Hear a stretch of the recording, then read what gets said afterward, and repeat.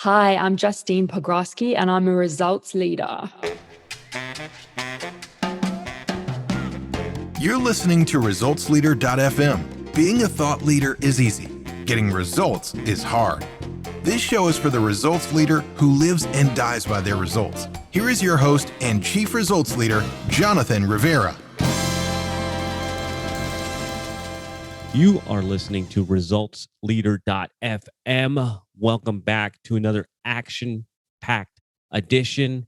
And today's episode is all about dedication, perseverance, pushing past your limits to build $1 million brand. That's right. I've got Justine Pogroske from $1 Million Branders joining us today.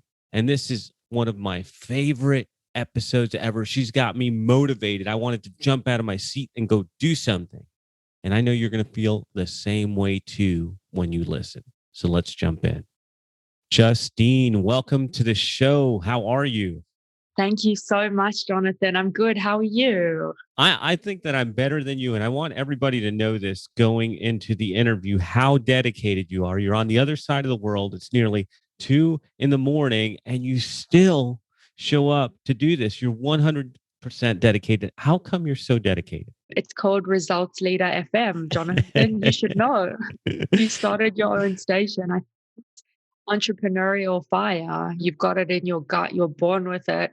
It's like trying to tame a stallion. Sometimes you just can't. So I'm very excited to be on your show. Thank you so much. Good grief. Thank you for being here. Let's jump in. Let's give our listeners a quick win. What book or books have you given most as a gift? Have I given most as a gift? I wrote a book about 3 years ago now. I can't believe it. But I actually spoke at my old school because I was alumni. So it was really, really interesting because I had a girl actually who I gave that as a gift, and she rocked up to school and she had post-it notes all over my book. And I was not expecting that. And she said she carries it with her everywhere. So I would have to say it's my book because it's my legacy, right? So whoever I can help lift and who shine light on, I'll give that as a gift. Now, come on. You got to give us the name of the book. I wrote it a couple of years ago, and I don't want to swear on your show, but you might bleep this out. It's called Make It Happen. Love it. And it's basically my views on being an entrepreneur, my struggles, my successes, my secrets. And that's pretty much what it's about. Now, a lot of people, us entrepreneurs, it seems like every one of us wants to write a book, but most of us don't write a book. So how did you find the gumption? How did you find the power to get through there and write your book? And you're going to laugh because I'm actually onto my second one. Nice. I think that I don't really have a normal personality. I was always a bit different, and I had it on my bucket list. It was always something I wanted to do because I love reading. Like if you come to my house, which I'm sure we will have the gracious pleasure of meeting one day, you will see my library. And I think books are just something so amazing. It's like a legacy. It's part of you that after you're gone, they're going to stay on this earth. And I know we have things like audible.com and stuff like that, but I just think there's nothing like having a physical book where it's your ideas and it's your vision, and the impact that you can make on other people is just amazing. So I think my drive behind that was all the people that I could visualize in my head that I was going to be helping by reading my book or reading little paragraphs that could help them in their journey to get them on a faster path to success than it took me. So I hope that answers your question. Yeah, that's the kind of thing I want to hear. And part two to that question is, how has your book served your business? It has in terms of exposure. I mean, I wasn't expecting to have so much exposure from it. I wrote it from the goodness of my heart, honestly, to help people. So I think it definitely put me on the map. There's nothing like, actually, I remember when it arrived in my office in a box, and My staff brought it up to me and I opened it for the first time and I saw my name on the cover. And then when I opened it inside and wrote the forward, I think I started to cry. It was a very emotional moment. Like the impact on my business has been on my team too, not just myself. It was a very defining moment in my life. And I think it definitely put us on the map. So let's talk about a topic that, as an entrepreneur, we are very familiar with. I want to talk about failure, and I'd like you to share a story of how an apparent failure set you up for later success. It's so funny. I was speaking with the LA Tribune literally yesterday and I told them the story. So when I got my first job in advertising, it was for a big global agency and they were an incredible agency and I was so excited. And I always thought I was going to work my way up. I wanted to work on brands like Chanel. I wanted to fly to Paris. I wanted to go to LA and work on Nike and, these massive brands that you hear about. And so for 3 years, I was about 20 years old. I worked night and day. I was working ridiculous hours. My drive, I was going to outwork everyone, even if it killed me. And then the global financial crisis hit. So they pretty much fired half the team and they put on they fired my creative director. I'd worked so hard under. He was Swedish. They brought on another creative director and his personality, if he didn't like your work, he would crumple it up into a ball and throw it straight at the bin. It was Mad Men on steroids. Let's just call it that. And we had spent all night working on a Coke pitch. And the next morning, I was the only one in the office. There was the Christmas party that night. And if anyone knows anything about an advertising Christmas party, chances of everyone rocking up at work on time is very rare. But I was, working for my big position that I wanted. So I was the only one in the office. It was about 8 o'clock. And this creative director was early and he was sitting in his office and it was an open plan office. And I'll never forget it. I walked to my desk and he said, Justine, come into my office. I want to talk to you. And I went, okay. And I went and I sat down at his office and it was this big chair. And I remember sinking into the chair and he looked at me and he just said to me, Justine, why are you still even here? And I looked at him and I said, well, what do you mean? And he said, you are not even worth your salary of 25K a year. What? And I remember looking at him and in that moment, all my dreams, all my like big visions just sunk to shreds. I was literally, I just remember tears started to pour down my face.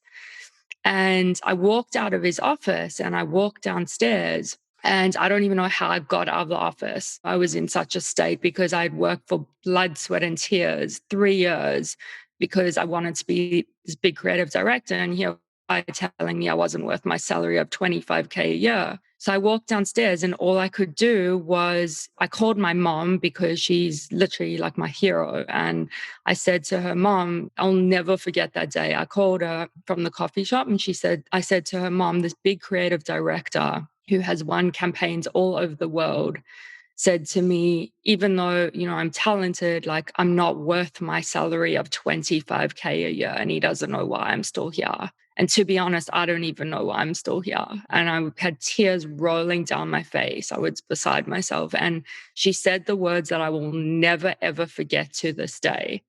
I can still hear her voice. She said, you know what, Justine?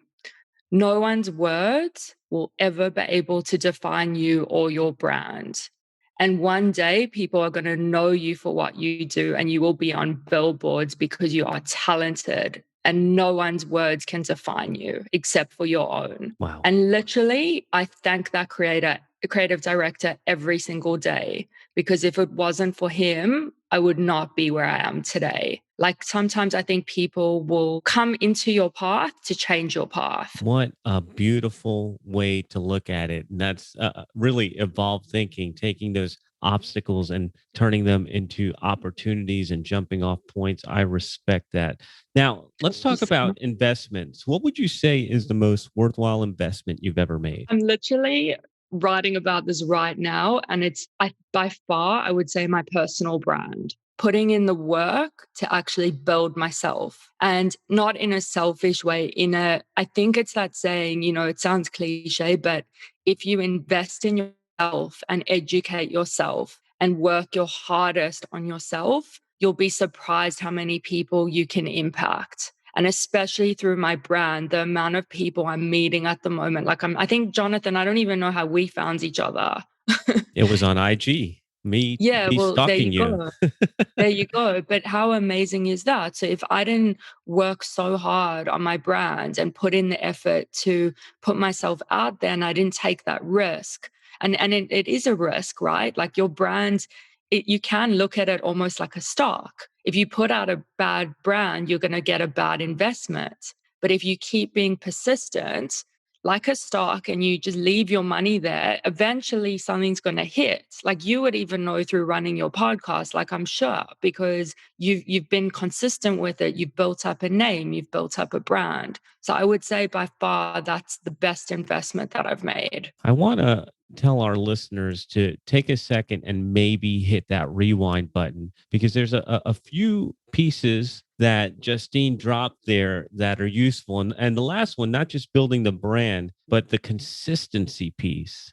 And you're seeing her consistency as we go through this. So let's go back over the last 5 years. What new belief, behavior, or habit has most improved your life? I would definitely say having discipline. So when I started my company, I was working ridiculous hours, as you would know, Jonathan, because I know you're very successful at what you do. And, there's no such thing as you click your fingers and it's easy.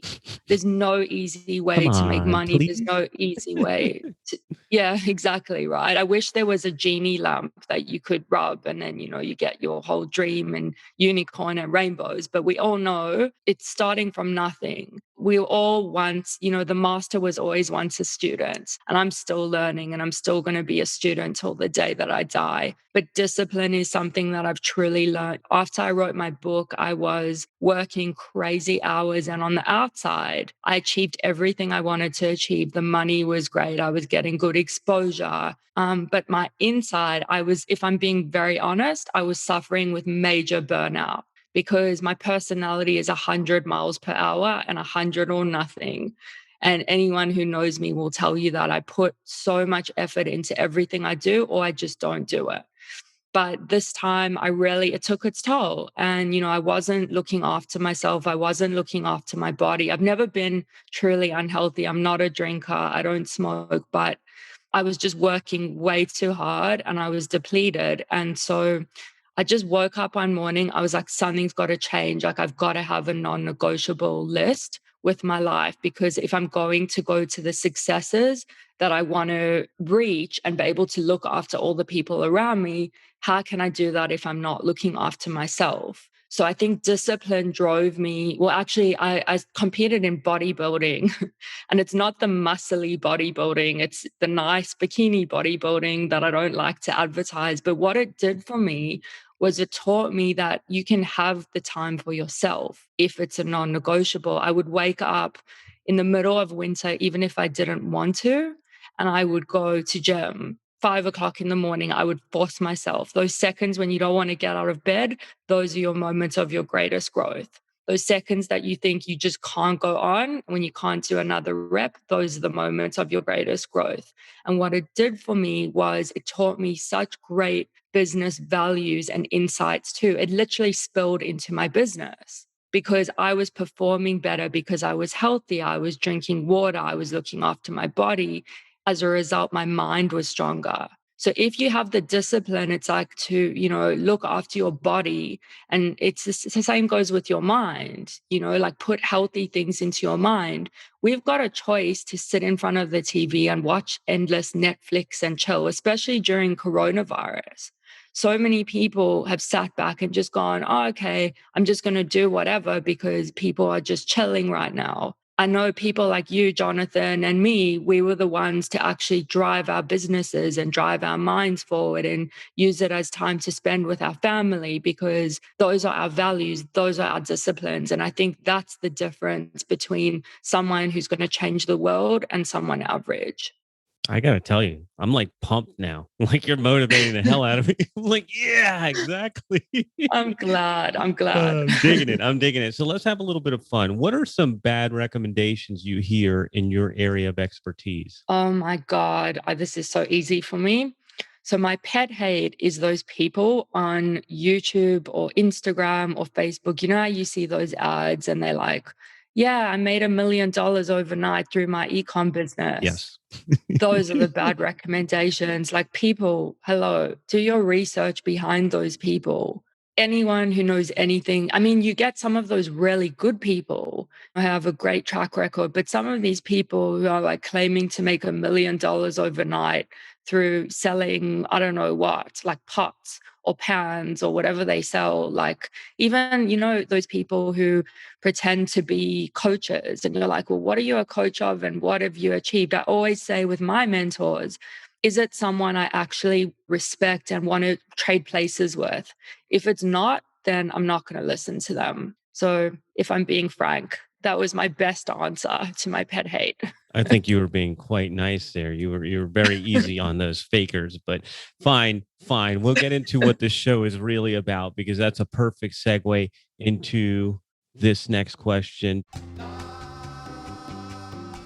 All right, I know you were getting into that, and we were just about to get into my favorite part where we talk about results.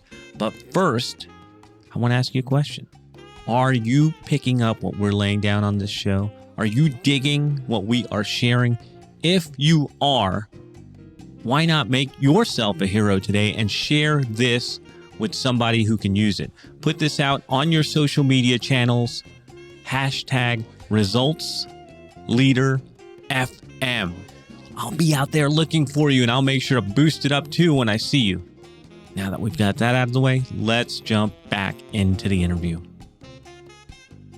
Justine, why do results matter? Because they have a domino impact. I spoke about this the other day. You may think, like, to you, a lot of people, especially like women, we are really hard on ourselves. We are really hard on ourselves. And sometimes you can achieve the biggest thing in your life and you can put yourself down for it. But results are so important because your small result may inspire someone else to achieve something really big. So I always think of my results, that my result could be impacting someone's life or inspiring them to do something they never thought they could do. And I think that's why they matter. In the last 5 years, what new realization has helped you get better results for your clients? That is a really, really good question. Wow. I think making sure that there's they have something different about them. So their X factor, what is their je ne sais quoi? Like, do they have something special or unique that I can bring to the world? And that's my belief. I think creating brands and building a brand is about finding that one thing. People generally think that they have to be like everyone else. Like the Kardashians, like I've never seen so many girls, and not like, I think they're amazing and they're amazing businesswomen and I'm not knocking them at all, but why follow everyone else? Where has classic beauty gone? I just think that someone's unique selling point is their difference. Like, that's the beauty. That's what's going to sell. So don't knock your differences, like instead embrace them. Powerful, powerful. What area of your business would you like better results? Oh my gosh, like every sector. I never, ever, ever get complacent in my business. In fact, whenever we get a new client, I always say we've got to treat it like the client's going to leave us tomorrow. Because when I started my business, there was a business we were working on and it was my only client. And we put all of our effort into it. And to be honest, it was out of our control. because it was a family owned business. They sold to someone else and then they went insolvent. So I don't know how you put it in the States, but they basically went out of business. Mm. And it had nothing to do with us, but it taught me you have to open your wings and you've got to explore the world and you've got to push the limits and never, ever, ever be complacent. So they say I'm a recovering perfectionist. And I'm literally never happy with my results, if I'm being honest, Jonathan. But then that's to me, I'm wondering then how do you find fulfillment? How do you feel? How do you find happiness then? I think look, it's I'm still trying to work that out, if I'm being very honest. I think my work brings me happiness when I see the lives that I'm touching. And obviously, I've got my family who I love and I adore. But they say when you reach a goal, you're going to be happy, but you can't base it on your goals in order to be happy. Because if you do, you'll never be happy. You're always going to look for the next best moment. I'm just like not a normal person. Like I'm always striving to be better. Yeah, well, who else is going to do it, right? Who else is going to push us? But if I'm reading into what you're saying, and correct me if I'm wrong, is it about enjoying the process, enjoying the work, enjoying the doing? Yes. Yes. And also, I think it's important to enjoy the journey. Like, I have a thing for myself. If I close a big deal, I will go and do something nice. So I'll go to a nice restaurant with my family or my friends, or like, I think that's what brings me happiness when I achieve a goal and I celebrate, because a lot of people don't celebrate. They don't celebrate their wins. And that's something I've really had to learn to do. What results are you most proud of, Justine? I think definitely, if I'm being very honest, my bodybuilding was something I was very proud of because that was a physical transformation. And it's not just about getting on stage and putting on a pretty bikini. It's actually the discipline and the months and months of grueling training and eating that you have to do. It's the craziest thing probably I've ever done in my life. And then also just coming from a place where I was told I'm not worth my salary of 25K a month. And I remember in my business when I 40K in a month. And I literally thought back to that guy who told me I wasn't worth 25K a year. And that was such a defining moment for me. So I still look back at that and I'm so damn proud of myself. Like I'm speaking to amazing people like you, and those I'm proud. I'm really proud of myself for pushing myself so hard and getting to where I'm at. Beautiful. Any parting thoughts you'd like to share with the results leaders out there? Absolutely. Don't let your results define you, because even if you are in a place where you are low and you are failing, you're just at the tipping point. Most people give up just before they're about to get to where they need to be or they want to be. So just don't give up. You have to persevere in order to get those results. You are on a tipping point. You're just like about to hit the top of the mountain. That's what I would love to say. Now, there is no doubt in my mind that people are going to want more from you. Where can they go? So they can connect with me on Instagram, whereas like that's probably where I'm most present. It's just Justine Pogroske _official. Or they can connect with me on my website, which is JustinePogroskeOfficial.com. And I've got my new book coming out in August. So it's called The Bankable Brands, and they can actually download a few free chapters from my site. What is the site? We will share links to it, but we'll want to put it on the air there. Yeah, sure. It's JustinePogroskeOfficial.com. Great. We're going to have links in the show notes to your IG, to your site, to everything that you sent over. I am so grateful that you stayed up late to hang out with us today. Thank you so much for that. Thank you, Jonathan. The results leaders out there are thanking you as well for that kick in the butt. Thank you so much. And this is a wrap, ladies and gentlemen, for another Results Leader.fm. Thank you guys for tuning in, and we'll be back in your earbuds next time. That is a wrap for another edition of Results Leader.fm. If you are out there getting results for your clients and you want to be featured on the show, go to resultsleader.fm now and apply to be on the show. And if you love what you're hearing, share the show, give us a rating and review. Do anything to help us get the message out there. Thought leadership is easy, but results leadership is hard. This is thepodcastfactory.com.